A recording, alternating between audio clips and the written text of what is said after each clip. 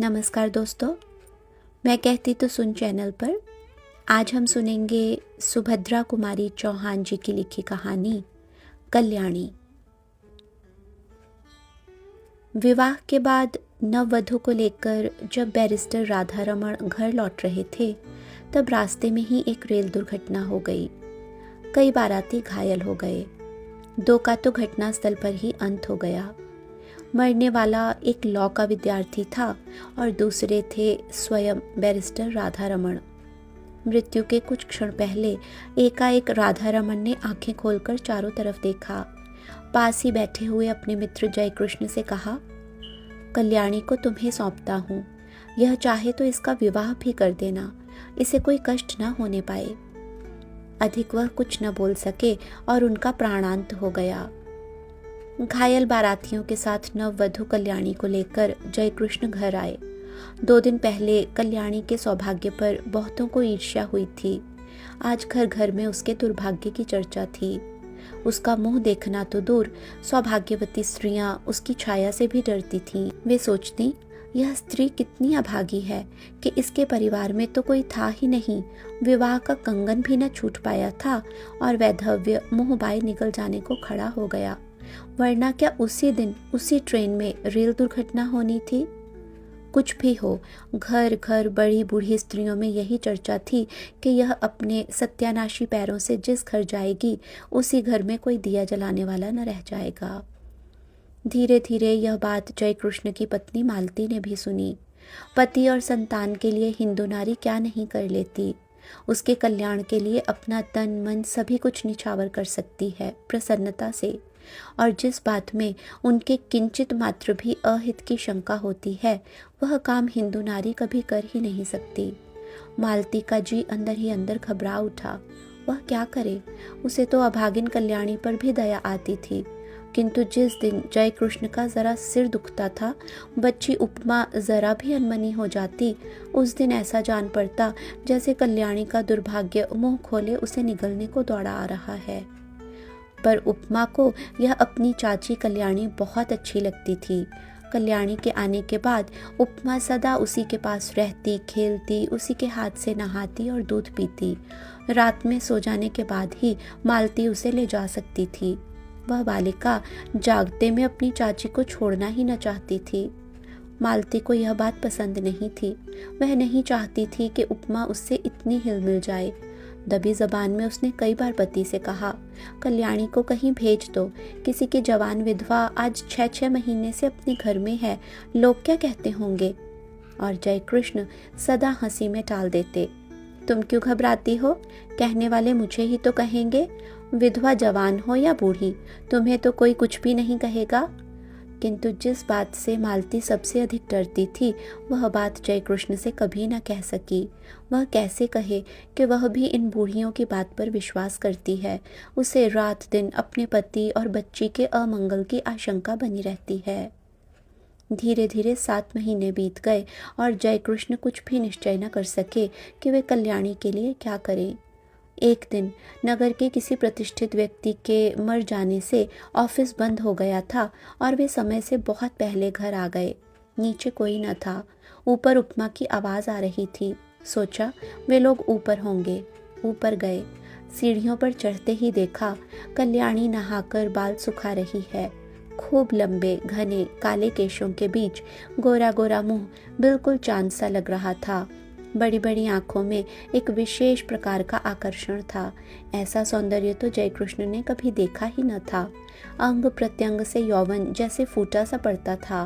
क्षण भर निहारने का लोभ जयकृष्ण संवरण न कर सके और तभी कल्याणी की नज़र जयकृष्ण पर पड़ी। उसने सिर ढक लिया। लज्जा की लाली उसके चेहरे पर दौड़ गई। उसका सौंदर्य दूना हो गया। इधर जयकृष्ण का अधीर मन बेकाबू हो चला। वे अब सीढ़ियों से ऊपर जाकर कुर्सी पर बैठ गए। कल्याणी से बोले, मुझे तुमसे कुछ बात करनी है कल्याणी। कल्याणी मरी जा रही थी। वह नहीं चाहती थी कि जयकृष्ण उससे ऐसे समय में कोई भी बात करें जब मालती घर में नहीं है। बात चाहे कुछ भी ना हो, पर मालती को संदेह जरूर होगा, यह कल्याणी जानती थी। वह इसलिए चुप थी। पर जयकृष्ण फिर बोले। उनकी आवाज़ भारी और स्वर कांप रहा था। कल्याणी, मृत्यु के समय राधा रमण तुम्हें मेरे हाथों सौंप गए हैं। मेरा कर्तव्य तुम्हें सुखी बनाना है, किंतु सुख का मार्ग तुम्हें ही निश्चित करना होगा। कल्याणी ने आंखें उठाकर जयकृष्ण की तरफ देखा, किंतु देख न सकी। उनकी आंखों में उसने कुछ देखा, उसे अच्छी तरह न जान सकी कि क्या था, किंतु उस दृष्टि में कुछ था जिससे कल्याणी सिहर उठी। एक प्रकार की बिजली सी उसके सारे शरीर में दौड़ गई। यह उसका पहला अनुभव था। कल्याणी ने कहा, आप जो ठीक समझें करें, मैं कुछ नहीं जानती। अच्छा होता कि आप बहन जी के आने पर मुझसे बातें करते। वे सुशीला बहन जी के घर गई हैं। अच्छा, उनके आने पर ही मैं बात करूंगा कल्याणी, कहते हुए जयकृष्ण बाहर चले गए।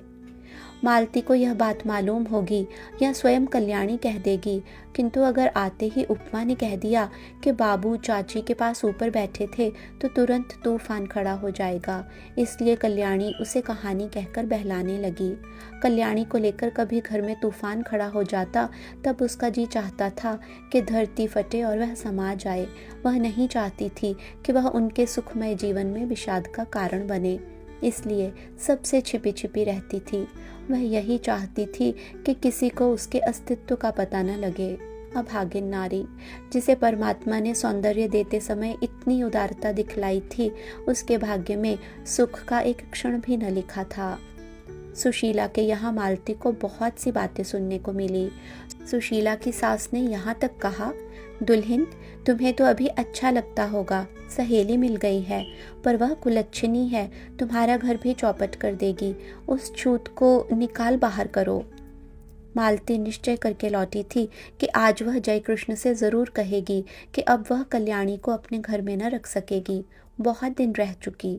लौटते ही उसने देखा कि जयकृष्ण कमरे में लेटे अखबार पढ़ रहे हैं। उसने अंदर आकर घंटी की बटन दबा दी। उपमा सो गई थी। कल्याणी नीचे आई। मालती ने उसे चाय तैयार करने को कहा। सोचा चाय पीने के बाद कहूँगी, किंतु रहा न गया। दफ्तर पहुंची। जयकृष्ण ने अखबार रख दिया। पत्नी का वे बहुत आदर करते थे। मालती पास जाकर बैठ गई। बोली, मैं अभी सुशीला के घर गई थी। सब लोग इस बात से बहुत असंतुष्ट हैं कि हम लोग कल्याणी को अपने घर में रखे हुए हैं। वे लोग कहते हैं कि उसे कहीं और भेज देना चाहिए। जयकृष्ण की भ्रिकुटी टेढ़ी हो गई। उन्होंने कहा, तो जाकर उसे हाथ पकड़कर निकाल दो। उनके स्वर में रूखापन था। उन्होंने करवट बदल ली। मालती चुपचाप चली गई। उसने सोचा, जान पड़ता है कि यह जीवन भर के लिए यहाँ आ गई है। कल्याणी चाय तैयार करके चाय की मेज पर सजाकर ऊपर चली गई। चाय पीते पीते जयकृष्ण ने पत्नी से कहा, जिसे ईश्वर ने ही कष्ट देने में कोई कसर नहीं की, उसे हम और क्या कष्ट दें। मरते समय राधा रमण उसे मेरे हाथों सौंप गए हैं। कुछ दिन और बीत जाने दो। 1 साल के बाद वह जो चाहेगी वही कर देंगे। पढ़ना चाहती है तो वहाँ भेज दूंगा, चाहेगी तो उसका पुनर्विवाह भी कर सकते हैं, पर वह मुझे या तुम्हारी बच्ची को नहीं खा सकती। बेफिक्र रहो। लोग कहते हैं बकने दो। दुनिया में हर किसी को प्रसन्न रखने की कोशिश करने वाला किसी को भी प्रसन्न नहीं रख सकता। मालती बोली, मैं यह नहीं कहती कि उसे आज ही कहीं भेज दो, पर 15 दिन बाद मुझे माँ के घर जाना पड़ेगा। मेरी भतीजी का ब्याह है। कल्याणी यहाँ अकेली रहेगी। जयकृष्ण बोले, अकेली क्यों रहेगी, उसे भी साथ ले जाना। मालती ने उत्तर दिया, साथ कैसे ले जाऊंगी? सगुन साइत के दिन लड़की पर इसकी छाया पड़ी तो? लोग तो बड़ी बूढ़ी विधवा की छाया से भी हल्दी चढ़ी लड़की को बचाते हैं। फिर जान ना पहचान ऐसी स्त्री को जबरदस्ती उनका मेहमान क्यों बनाऊं? उन्हें अच्छा न लगे तो? जयकृष्ण खींचकर बोले, तो फिर कल्याणी यहीं रहेगी। बुधिया की माँ को दिन भर रहने को कह देना, उसे कुछ और पैसे दे दिए जाएंगे। ना चाहते हुए भी आखिर एक दिन कल्याणी को घर में अकेली छोड़कर मालती को जाना पड़ा। जाते समय बुधिया की माँ को उसने अच्छी तरह समझा दिया कि बाबूजी को खाना वही परोसेगी। कल्याणी से भी कह दिया था कि वह बाबूजी से जैसे पर्दा करती है वैसे ही करती रहे और बुधिया की माँ रात दिन यहीं रहे। मालती चली गई। अब जयकृष्ण प्रायः देर से जाते और जल्दी लौट आते। कभी कभी वे दफ्तर जाते ही नहीं। यह बात ध्यान देकर कल्याणी ने देखी। बुधिया की माँ जो चौकीदारी पर नियुक्त थी, वह कुछ समझ न सकी। पहले ही दिन खाना परोसने गई थी। जयकृष्ण की एक डांट लगते ही लौटकर बोली, बहू तुम ही परोसो, मुझसे ना बनेगा, बाबूजी खुनसात हैं। कल्याणी को खाना परोसकर खिलाना ही पड़ा।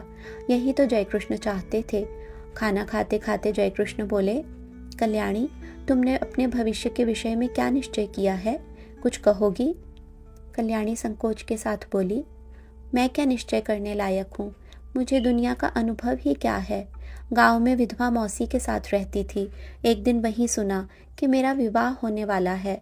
किससे होने वाला है नहीं जानती थी। फिर आप लोग ब्याहने आए और जो कुछ हुआ सब आपके सामने है। तब से आपके ही आश्रय में हूँ। आपको छोड़कर, आपके इस घर को छोड़कर कहीं कोई मेरा अपना नहीं है। सुना है विधवा मौसी भी अब इस संसार में नहीं है। फिर मैं क्या निश्चय करूँ, आप ही कहिए। जयकृष्ण बोले, शादी होना न होना दोनों बराबर हैं। पति की तुमने अच्छी तरह शायद शक्ल भी न देखी होगी।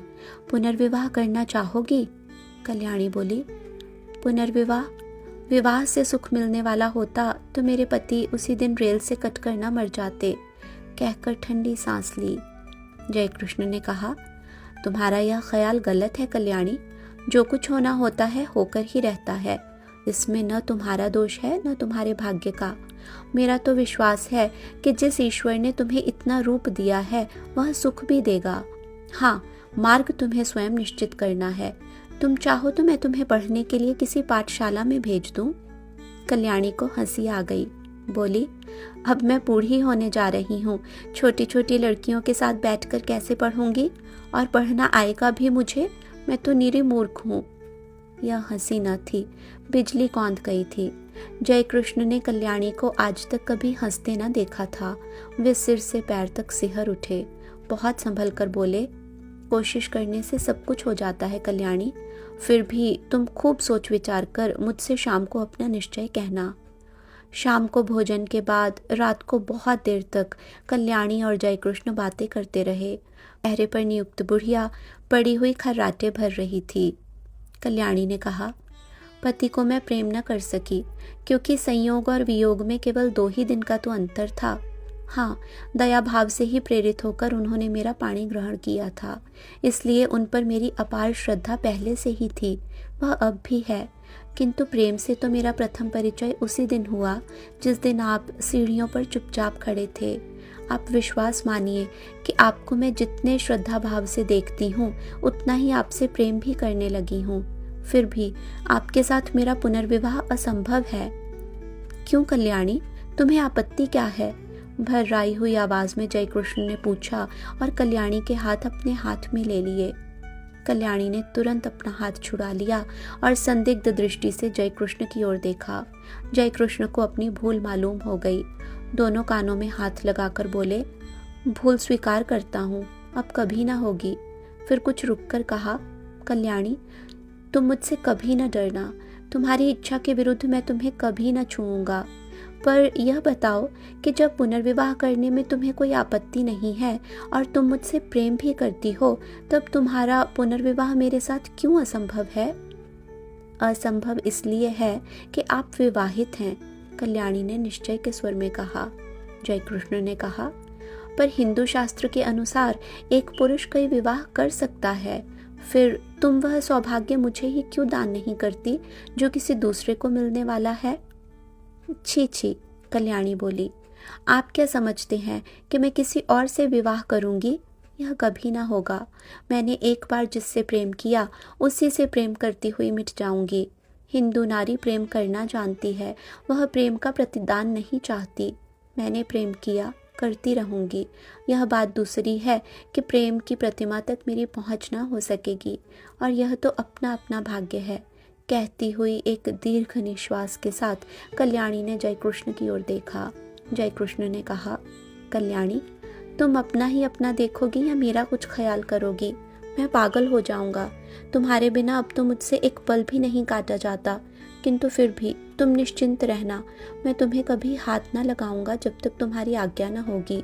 आधी रात को भी तुम मेरे पास उतनी ही सुरक्षित रह सकती हो जैसे सगे भाई के पास, क्योंकि मैं अधम नहीं हूँ। मैं तुमसे प्रेम करता हूँ, तुम्हें पाने का इच्छुक हूँ, पर सत्य मार्ग से, कुमार्ग से नहीं। कल्याणी बोली, न मैं अपना कुछ देखती हूँ न आपका। सच यह है कि मैं मालती जीजी के सौभाग्य पर कुठाराघात न कर सकूंगी। उन्होंने मुझे कुसमय में आश्रय दिया है। जो कुछ बन सकेगा भला करूंगी। उनकी बुराई मुझसे न हो सकेगी। उनके भले के लिए मुझे अपना बलिदान भी करना पड़े तो सहर्ष कर दूंगी, मगर उनकी जिंदगी में कांटा बनकर न रहूंगी। पर मेरा जीवन कंटकमय बना दोगी। कहते जयकृष्ण ने ठंडी सांस ली और सतृष्ण नेत्रों से कल्याणी की ओर देखा। कल्याणी ने कहा, यह सब मानसिक विकार है, कुछ दिनों में अपने आप दूर हो जाएगा। आप समझते हैं मुझे कम कष्ट हो रहा है?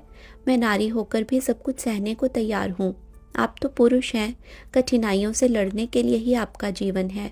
मैंने मालती जीजी को पत्र लिख दिया है, वे आती ही होंगी। उनके आते ही मैं आपसे विदा ले लूँगी। विदा से पहले एक भिक्षा मांगती हूँ, केवल आपके चरणों की धूली, और मैं कुछ नहीं चाहती। आप मेरे देवता हैं। जयकृष्ण के पैरों के नीचे से जैसे धरती खिसक गई हो। घबराकर बोले, तुमने मालती को पत्र कब लिखा और क्या लिखा? लिखने से पहले मुझसे पूछा क्यों नहीं? कल्याणी बोली, मैंने और कुछ नहीं लिखा। यही लिखा है कि उपमा के बिना बहुत बुरा लगता है, तुम जल्द से जल्द चली आओ। और लिखती भी क्या, किंतु आपके साथ मेरा अकेला रहना उचित नहीं।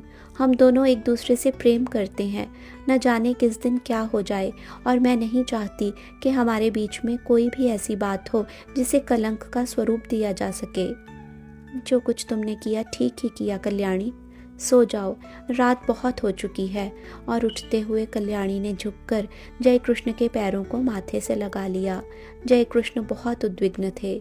कल्याणी ने ऊपर आकर दरवाजे बंद कर लिए। जयकृष्ण खाट पर पड़े करवटें बदलते रहे। उन्हें नींद न आई। दूसरे ही दिन मालती दोपहर की ट्रेन से आ पहुंची। दफ्तर से लौटते ही जयकृष्ण ने देखा उपमा खेल रही है। रात भर सो न सकने के कारण उनका चेहरा उतरा हुआ था। मालती ने देखते ही पूछा, क्या तबीयत खराब थी? क्या हुआ? जयकृष्ण ने कहा, कुछ नहीं, सिर में बहुत दर्द है। अज्ञात आशंका से मालती सिहर उठी। कल्याणी तो है ना अभी इस घर में? उसने पूछा। तुम तो अपनी बात के आगे किसी की भी नहीं सुनते। कितनी बार कहा उसे कहीं भेज दो, पर जब तुम मानो तब ना। इस तरह तुम्हारे सिर में दर्द वर्द होता है तो मैं घबरा जाती हूँ। सभी लोग कहते हैं कि वह अभागिन है। जयकृष्ण को दूसरा ही भय था। वे यही सोच रहे थे कि कौन जाने कल्याणी है भी या नहीं। उसने कहा था कि मालती के आते ही वह विदा ले लेगी। विदा का अवसर कहीं आ तो नहीं गया? जयकृष्ण का हृदय धड़क रहा था। उन्होंने कहा, मैंने कल्याणी को एक पुत्रीशाला में पढ़ने के लिए भेजने का निश्चय किया है। यह बात उसे भी मंजूर होगी। जरा उसे बुलाओ तो। मालती को इस बात से बड़ी शांति मिली। कल्याणी यहाँ से चली भर जाए, कहीं भी जाए, इसकी उसे चिंता न थी। उसने घंटी बजाई, पर कोई ऊपर से न आया। तब उपमा को बुलाकर कहा, जा ऊपर से अपनी चाची को बुला ला। उपमा ने कहा, चाची ऊपर नहीं है। घबराकर मालती ने ऊपर नीचे सभी कमरे खोज डाले। कल्याणी का पता नहीं लगा। जयकृष्ण पागल की तरह दौड़कर ऊपर गए। कल्याणी के बिस्तर पर उसके गहनों की पेटी रखी थी। उसके नीचे एक पत्र लिखा था, जाती हूँ। अपनी उपस्थिति से आप सब लोगों को जो कष्ट दिया या मुझसे जो अपराध हुए उनके लिए क्षमा कीजिएगा। मेरी खोज न कीजिएगा, व्यर्थ होगी। मेरे ये गहने उपमा के लिए हैं। अभागिन कल्याणी। धन्यवाद दोस्तों। उम्मीद है यह कहानी आपको पसंद आई होगी। इसी तरह की और भी ढेर सारी कहानियाँ सुनने के लिए हमारे साथ जुड़े रहें, हमारे चैनल को सब्सक्राइब करके। अगली कहानी के साथ शीघ्र ही फिर मुलाकात करेंगे। तब तक के लिए नमस्कार।